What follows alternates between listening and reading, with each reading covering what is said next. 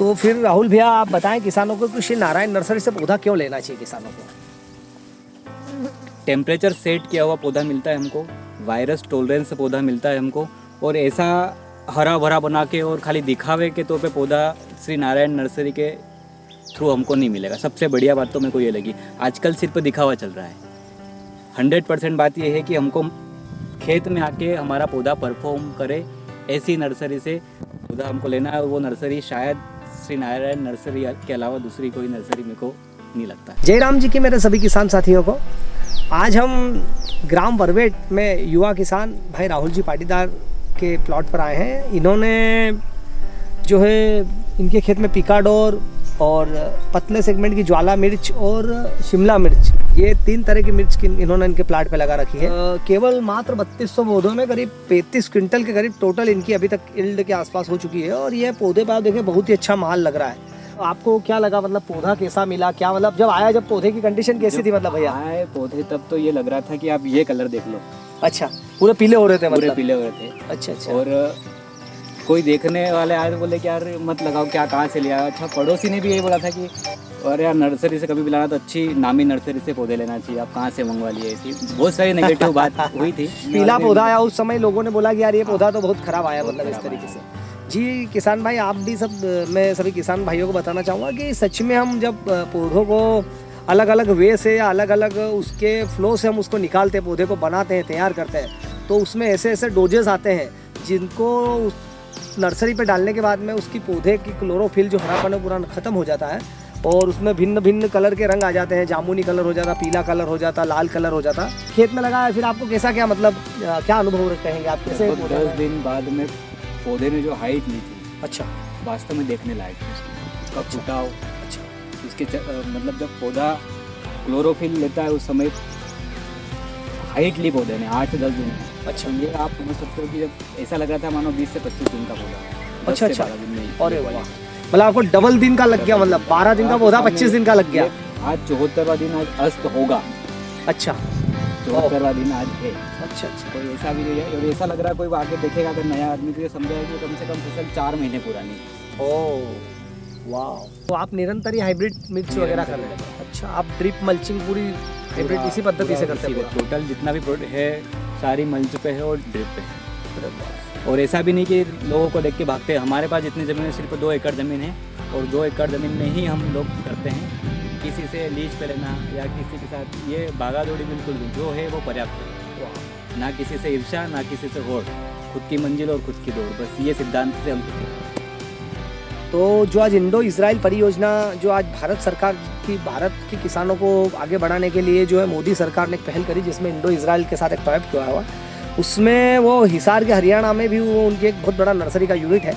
वहाँ के डायरेक्टर को मैंने सुना कि उनका कहना है कि अगर कोई भी फसल आपको अगर अच्छी स्वस्थ फसल लेना है, अच्छा उत्पादन लेना है और अगर हार्टिकल्चर क्रॉप में आपको अगर श्रेष्ठ लेवल पे जाना है तो उसके लिए आपको एक क्रॉप का सबसे मुख्य है उसका पौधा, और 80% उस पैदावार का जो है मुख्य जो रहता है उसका बचपन का पौधा।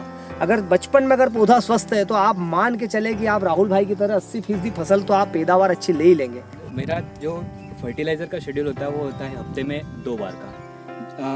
सारा जो मेन चीज़ रहती है जैसे कि भैया ने बताया कि उसका पौधे का बचपना, आप बचपन से ही उसमें सारे पोषक तत्व की पूर्ति कर दोगे तो ये आपको यहाँ तक आने में कोई दिक्कतों का सामना और कोई फोकट फालतू खर्चा करने की आवश्यकता होगी नहीं। हमारे पौधे को क्या आवश्यकता है ये आप स्टार्टिंग से दो उसको। हम लोग क्या करते हैं नॉर्मली NPK पे ध्यान देते हैं, नाइट्रोजन, फास्फोरस और पोटाश पे, जबकि इसके अलावा जो माइक्रोन्यूट्रिएंट्स होते हैं boron, sulphur, calcium, magnesium, zinc, इन पे भी हमको ध्यान देना होता है। और वो सारे जो आपको मेहनत करनी है वो आप शुरू के 40 दिन में कर लो। शुरू के 40 दिन में अगर आपने खेत को 12 से 18 घंटे का समय दे दिया तो आपको अगले 2 से 3 महीने सिर्फ घूमना होगा। यहाँ पे इंसेक्टिसाइड का कौन सा अटैक हुआ है वो देख के स्प्रे करना है, बाकी दूसरा कोई झंझट ही नहीं रहता है। तो राहुल भैया, आप क्या किसानों को कहना चाहेंगे श्री नारायण नर्सरी से? मतलब जैसे आपने तो बिना अनुभव से ही सीधे डायरेक्ट पौधे बुक करवा दिए और आपने अपने तो करवाए, साथ में आपने अपने रिश्तेदार के भी पौधे बुक करवाए, तो आज हम आप दोनों लोगों की मतलब फसलें अपने अपने खेतों में मतलब एक अच्छी स्वस्थ फसलें खड़ी है। तो जो नए किसान जो है आप उनको क्या कहना चाहेंगे, मतलब इस वीडियो के माध्यम से? ये कि अब जब खेत की जुताई करो उसके पहले ही प्री प्लानिंग करना चाहिए कि हमको कौन सी वैरायटी लगाना है, कब लगाना है, और अच्छी नर्सरी का चयन करें। आजकल क्या होता है कि बहुत सारी नर्सरियाँ हर 15-10 किलोमीटर अपने को मिल जाती है। वहाँ पे होता क्या है कि वो पौधे को 19-19 ह्यूमिक पिला के पौधे को हरा भरा बिल्कुल शानदार बना देते हैं।